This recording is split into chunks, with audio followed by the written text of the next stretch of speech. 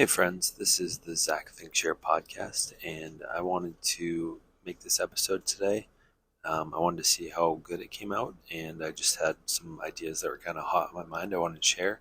I'm currently on the train coming from Boston back home, and I get about 35 minutes here, and I wanted to share some things that I've made some content on recently, but didn't, short form content just didn't really do the trick, so I wanted to share.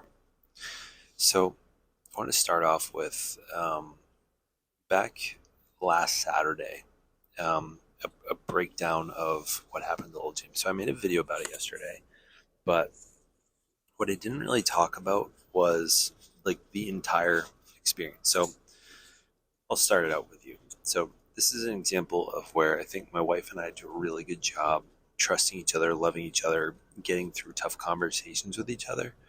And we have not always historically been this good. So I was really proud of where we went with this one. So started out, for many of you may know that we have a lot of challenges with our baby, our 19-month-old. She still gets car sick a lot and pukes in the car if we feed her, say, within 60, 90 minutes ahead of time before going into the car oftentimes. She's getting a little bit better, but still not great. So one of the things that we constantly do is we have to schedule around any kind of travel that we do with her. So for example, we either have to leave first thing in the morning when she has not been fed yet, and then we can give her milk like maybe 5 minutes left in the trip, or we try to have her do nap time, and then right following nap time is when we'll do traveling. So rarely an ideal situation. It's either in the middle of the day or really early in the day, or we have to adjust when nap time is so that it fits whenever we want to leave later in the day. But this morning, last Saturday, for St. Patty's Day weekend, we were able to leave on time. We got there on time. We were able to feed her milk when we got there, so that she had some energy. So we go to a little gym. It's like it's a toddler class where they run around, play with some specific toys. They try to do some sort of new activity every week, whether it's somersaults or I guess you could call it practicing a back handspring, but it's really having them go through the motions and they're rolling on things. But it's a really wonderful time. We love hanging out with her in there. Oftentimes it's either one of us or both of us. And so this time both of us went. I think probably 50% of the time it's just one of us. The other 50% it's both. So Alyssa's had a hurt foot for the past couple weeks, and one of the things that we've been doing is having me go or me be the one that's in there, and she just kind of watches from behind the glass.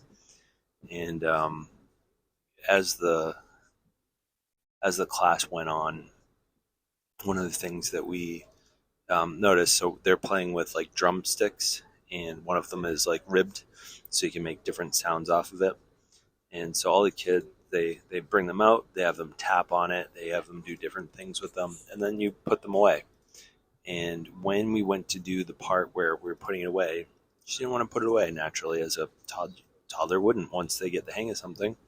So I sort of attempted tricking her into putting it away. She put it away herself, and then when I moved the basket away from where she can get back to it, she started crying. So usually I think when it's just me, I hold her, I comfort her, and usually she kind of gets over it after a little while. Today was a little different. Alyssa, saw the situation. She saw she was upset, and she wanted to step in. I think she wanted to, one, comfort her. I think probably part of her felt like maybe I just wasn't going to accomplish the job of comforting her. So she came in, and I had really no problems switching her out, because I think sometimes, Alyssa does do, I think she's just generally comforted more by her mother. And so it was fine. About 90 seconds, maybe 2 minutes later, when she was unable to really accomplish calming her down, she switched. Or she didn't switch, she came out into the foyer, which is a pretty rare occasion for us. and she determined that she felt like she was hungry. So we actually gave her a little bit of a banana, thinking, we'll give her a little banana, and then she'll be right back up to it. Her appetite will be satisfied. So give her the banana, just like I think maybe a quarter or a third, and she kind of eats it, kind of doesn't. But at at some point, she they're collecting tickets. Might have to pause here. But as she comes out to do that, um, the main thing that happens is she stays out there. She's still upset, and it just doesn't work out the way that we had sort of hoped and imagined it would. So the both of us are out there. We're sitting in the behind the glass, letting the rest of the class just continue moving on. At some point, we just kind of said, okay, let's try to get her back out there. Let's see what we can do. So I bring her back into the room, and I'm fully prepared to just kind of take her continuing to be upset. And I bring her out there, and probably another minute goes by. She's still pretty unsatisfied, unable to get her to want to do anything, pretty upset. And so Alyssa again comes and switches me, and I'm like, okay, that's fine. I don't mind again. And at this point, I didn't notice this until later on, but I think that was a moment when I sort of checked out in terms of feeling like.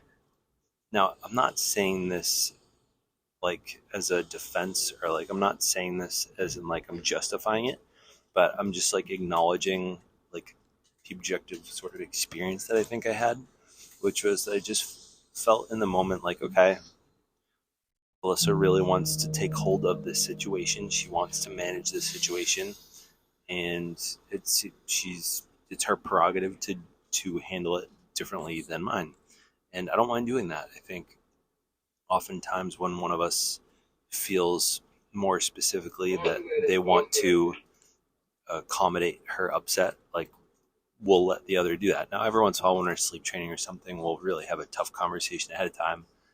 Say like, okay, like, if she's sleep training, like we'll stick together. We won't do it. Really discuss if we really need to go in there. But I think twice now in this situation, she has inserted herself where normally if it were just me, I would just be making my own judgment call. And so I think looking back, I definitely kind of checked out. I was like, okay, mom's taking hold of the situation. If she's continuing to be upset, like it feels almost like it's on her because she has inserted herself twice now. And and again, I'm not when I was experiencing and thinking this, I was not necessarily conscious of it, but I'm sharing it with you ahead of time as the story progresses. So I go sit back down, and then she comes back out, and I really still upset slash not as upset when she's sitting in her laps and like not really eating the banana, not really drinking milk at all. And at some point she says, I wish you really weren't checked out right now. And I think it was a mix of her frustration with the general situation. I think probably any parent, or at least an untrained parent, might feel just a little bit of shame around it. Like my child is not, again, not conscious. I think once we're conscious of it, we don't feel as much shame, but definitely like a little bit of shame. And like, my child isn't normal in this situation. They're dealing with this rather than getting to enjoy the experience. Like looking back, that's how I kind of think my brain was reacting. So Alyssa says this, not loving it in the moment, but trying to take it as coaching to try to improve the situation. So, I'm looking for areas, ideas where I can sort of take initiative to improve the situation. Um, and so, like, I offer the bottle, or I don't even remember what I did, but I think I was really annoyed when I tried taking initiative because I was no longer checked out, and she kind of pushed it away. She's like, no, I don't want to do that. And I think one of those moments where a term that was used recently around me was maternal gatekeeping, where it felt like she was maternal gatekeeping, where she's sort of using her sort of authority as a mother for her child to override something that I felt was important or appropriate in the situation, and then taking away that opportunity for me to be a parent, followed up by being upset that I wasn't being a part of the situation since she had taken some of the control over, and then again me trying to insert myself to help the situation and pushing away. Now, I think this is probably a really common experience for couples, and I hope that moms listening here will hear themselves in this and look for where we can change, because I think a lot of almost weaponized incompetence comes from situations just like this. And I'll share with you in a moment how he probably handled it different than I think a lot do. So at that point, class is almost over. We decided, okay, we're just gonna head out early. So we grabbed our stuff, went to put our jacket on. It's pretty cold out. It was only like a under 60-second walk back to the car. I, at that point, was pretty nervous about the fact that we had just fed her banana. We're about to get in a 35-minute car ride back home, as I was pretty concerned that she was going to puke it up. So got back to the car. She was, again, annoyed a little bit with the fact that I wasn't helping her put the jacket on. I was just holding the door open for her. She was trying to get Everly's jacket on. And I think it was a mindless piece of that for myself, where I was not inserting myself the way she wanted and the way I might expect myself to. But again, I also recognized that she was upset by the general situation, was not necessarily having it be about me and trying to just see it as her general upset. So from there, we get into the car, start driving. Things seem to be in a better situation. She's not crying. And I say, I didn't, I think the reason that I checked out when you commented on that was mostly because, you can't, normally these are situations where I would just have my own way of doing things, and you sort of strong armed me, right? You sort of took that parental ability away from me. And so, I just shared that with her, and I followed up immediately with I recognize that I didn't love that you did that, but at the same time, I recognize you're probably just upset by the situation. Like, it's just not a great situation to be in. Am I right in thinking that it wasn't necessarily about me? It was more just about the situation. And I think, knowing what I think I know about my wife, is that that was the case. I think that might be a dangerous way to approach someone that you don't feel like you haven't had enough of those conversations in the past, where it is in fact someone taking it more personally than they need to. But I thought this was a good way to start the conversation, because it also left it open for, if she was really upset about the way that I handled something or did something, that she could speak freely on that and wouldn't be judged for it. And she ended up saying, yeah, that's pretty much it. I was definitely annoyed by you not helping to put her jacket on when we were leaving, and the teacher was just kind of staring at us, but for the most part, just generally annoyed by the situation. It wasn't necessarily about you. So, and she actually kind of apologized for that, just mostly with the tone that she had with me. So I think that was a good experience that we have, is where we're good at not saying upsetting things to each other in the moment, and we're able to come back to it later on. And when upsets are low, when feelings are low, being able to reconvene, talk about things, and see if the way that we had perceived them was accurate.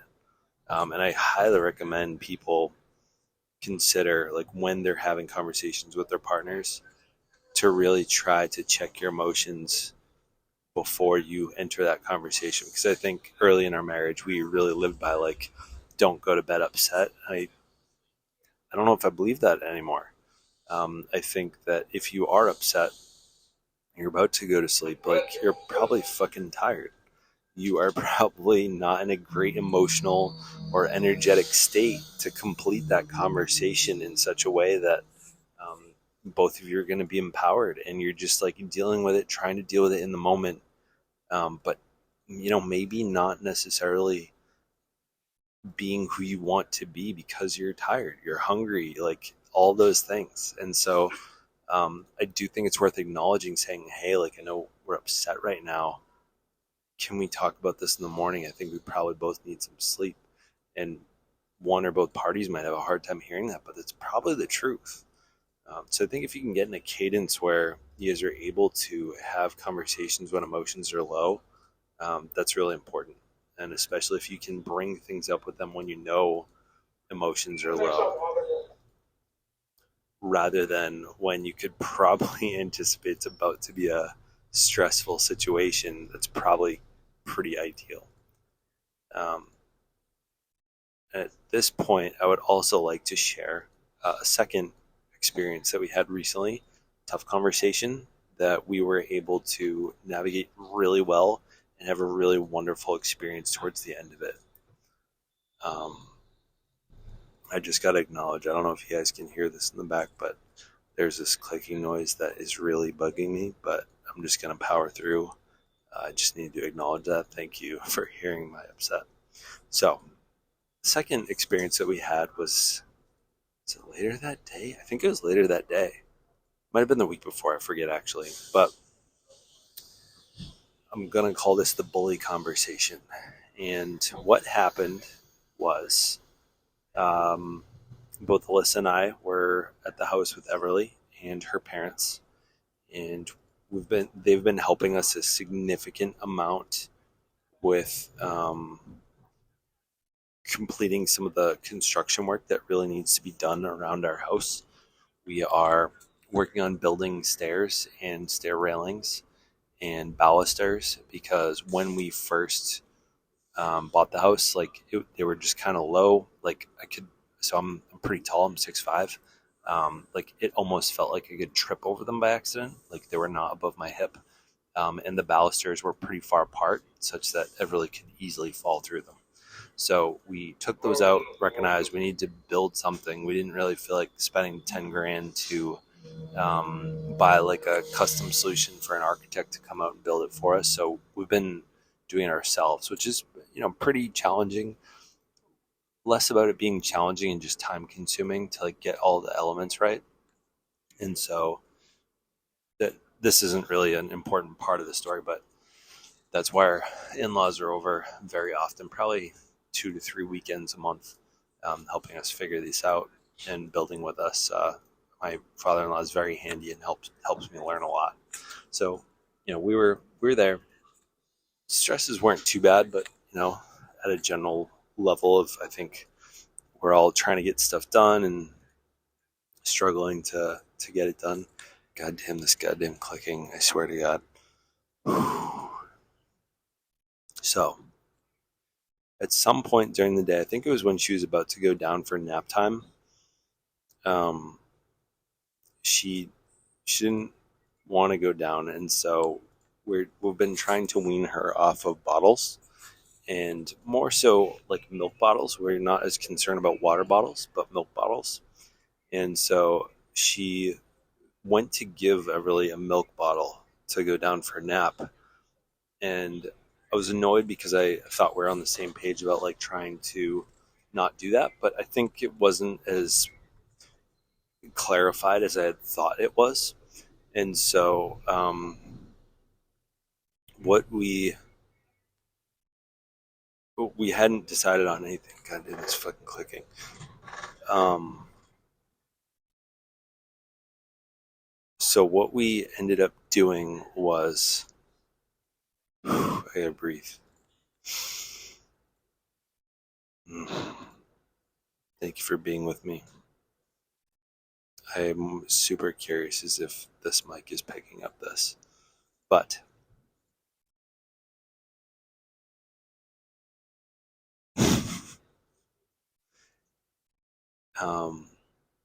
at some point, as she was working on giving her the bottle, I express some upset. I said, I thought, I thought we were really trying to not do this. I don't honestly remember at this point what I said, but her experience was that I made kind of a big deal about it and was annoyed, upset, and made a little bit of a show, and I think in front of her parents, which is an unsettling experience when your parents are around and your spouse is calling you out. So she was upset by that, and she didn't really voice it in the moment. She's definitely annoyed by it, a little bit upset, but didn't say anything. And just said like, "Yeah, I'm doing this. I'm giving her the bottle. I don't care." Fast forward, so nothing really came of that in the moment. A bit later, she was another thing. I had felt a little stressed from the day, and oftentimes when we're hanging out with them, it's typically alcohol involved. We all had seltzers and like regular um, like non-alcoholic seltzers. And at some point, like I decided to pour myself seltzer, but also add a little bit of vodka in it. And I'd made a comment something like, um, "I hope no one minds that I'm making myself a little hard seltzer here." Apparently, no one heard me. And then a little bit later, someone saw the vodka handle out, and then they're like, "Oh, someone decided." I was like, "Yeah, like I thought I said that out loud." And again, sort of in a weird tone that Alyssa just heard and was like, just a little weirded out by it. Thought that I was, just adding this like strange vibe to the environment, um, and didn't say anything. Made a note of it for herself. Um, Continued fast forwarding through the night. Our parents-in-law they left, and and that was good. But they they left. We went to do bath time. Usually, what happens during bath time is we're trying to wrangle her into the bath. Sometimes that's pretty challenging. Sometimes it's not too bad. In this case, it was a little bit challenging. She was running around a lot, and it was just tough to get her in where we wanted to. So I was sort of corralling her in like a golden, like a shepherd, and trying to get her into the bathroom where we wanted her to. And she said something like, "Hey, like you gonna bring her like into the bathroom?" And in sort of a condescending tone, I said something like, "So what I'm trying to do is bring her in here without sparking any obvious fact that I am clearly trying to get her into the bathroom." I think it was the condescending tone. And again, I don't know where this tone came from. It was subconscious to me at the time, but she noticed it. And as I finally got her into the bathroom, she said, "Zach, you're in a mood right now." And it was really a comment on earlier in the night as well as that moment. But her saying that, I was like, I don't know what you're talking about. I really don't think I'm in a mood. But we carried through with bath time. That was fine. And then we went to do the next part of the night after that, which was story time. That was fine. And as she was leaving, I usually do story time. There's one more comment of like, "Yeah, you're really in a mood." I was like, "I really don't know what you're talking about."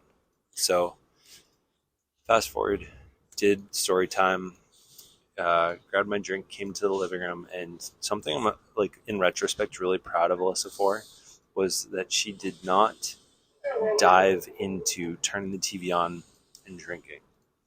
And I think that's a typical thing that we often do.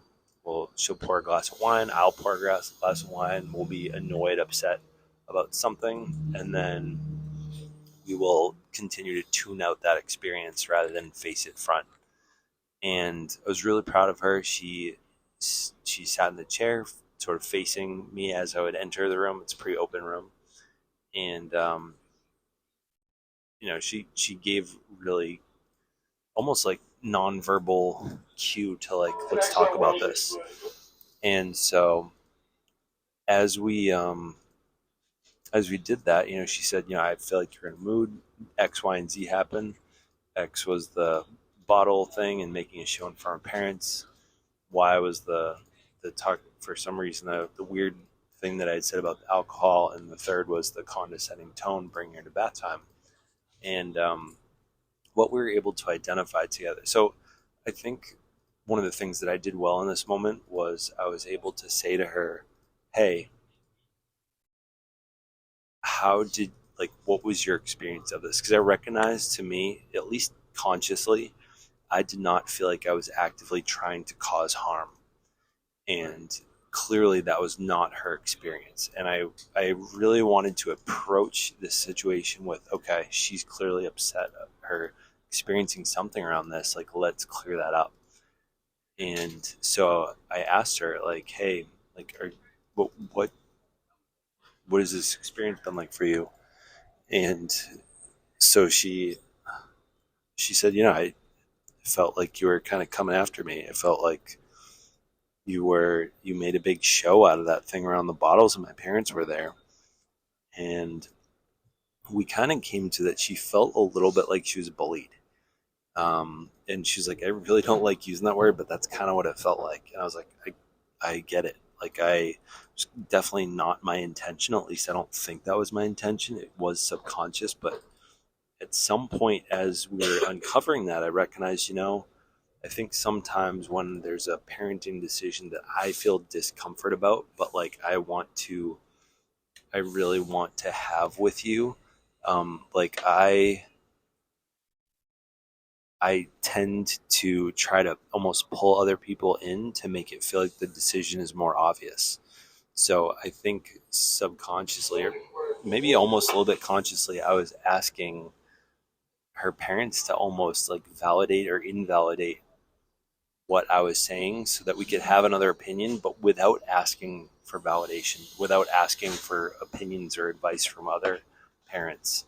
And so I asked her that, we pointed that out, and we're like, wow, that's okay. That's really valuable to acknowledge that that is an experience that I've had. Is one, this is like a challenging parenting thing, and two, like, how do we want to go about getting advice from other people? And let's be clear, this is not working by trying to sort of secondhand bring someone else in and have that conversation. So it was really cool to acknowledge and uncover that. And what we were able to continue to discover was she definitely felt triggered by the experience, and acknowledging that a lot of previous boyfriends had put her in situations like that where they were sort of bullying her in front of other people. They were saying negative things. They're putting her on the spot. And that sent her into not necessarily like a specific flashback, but definitely in a mode that she had experienced in other abusive relationships, which I think could have really turned into a negative spiral for her that night. But I think because we did such a great job addressing it together, and like her allowing me to ask questions and like dig sort of for what her experience was, as well as me being able to acknowledge where my tone was coming from, I think we were able to get to a really great place. So, sort of to sum it up, I think one of the things we did great here, both of us, was having the conversation a little bit later when ready. Both of us were ready. Oh shit! I didn't even think to. I forgot about this part. So, at some point, she said, I'd really love for you to apologize for this." And I sat there and I had a hard time with it. I wanted to apologize, but like almost like oppositional defiance is like I just didn't want to say it in that moment because it felt so forced. But I wanted to say it on my own terms. So I said to her, "Would you mind if I went into the kitchen and like, just like worked on the dishes for like 5 minutes, came back out because I can feel the sorry there, and it's just not genuine right now. It just feels really forced, and it feels like you're like you want it. I know you want it, and my ego just can't give it to you right now, and I need to settle my ego down in the other room away from you." She's like, "Okay, I can do that." So I went into the other room, did dishes for a couple minutes, didn't quite pay attention to the time, assessed once about 5 minutes were done, and I came back out and I said, I apologize. Thank you for giving me that time. I recognize the impact that it had on you. The way that I went about the situation was inappropriate, and we can be on the lookout for it in the future. I don't think that it was conscious, and let's look to see like I said to her like, "What have you experienced this from me recently or in the past?" And she's like, "Yeah, I feel like it happens every so often." I said like, "Yeah, I feel like this happens maybe every 6 months or so," and she was like, if I notice you're in this mood, is there something I could say to kind of tip you off? I was like, I'll probably forget in 6 months, but I could imagine you could say, Zach, you're being kind of a bully right now. And I know that that might be a good tip off to remember this conversation, that that's the mood that I'm in at that moment. So that was sort of what we set up for the future, is if we notice something like that, that was sort of a trigger word we could remind me of how to not be that person. Um, Again, I don't know if I'll remember it in 6 months, but I'm hoping I will. So I think we did a good job finishing this conversation when emotions were low. I think we did a good job digging into without shaming each other in terms of like where we were both coming from in those moments. And I think we're both able to uncover really important parts, which is shame for me feeling like inadequacy around parenting decisions, and her feeling like feeling like she was being bullied in the situation, and like sort of being sent back to an experience with an abusive relationship. Hey guys, so you have to exit this door. That's the engine door down there. Come down with it. I wanted to share this. I think this was, it took me 30 minutes to uncover this. I think this is a good example of what we're able to do together often, and wanted to share what some of these tough conversations sound like, look like. I'd be happy to answer questions. Feel free to DM me on Instagram. Look forward to hearing your feedback. Hope this made a difference. Stay weird. I love you. You deserve love.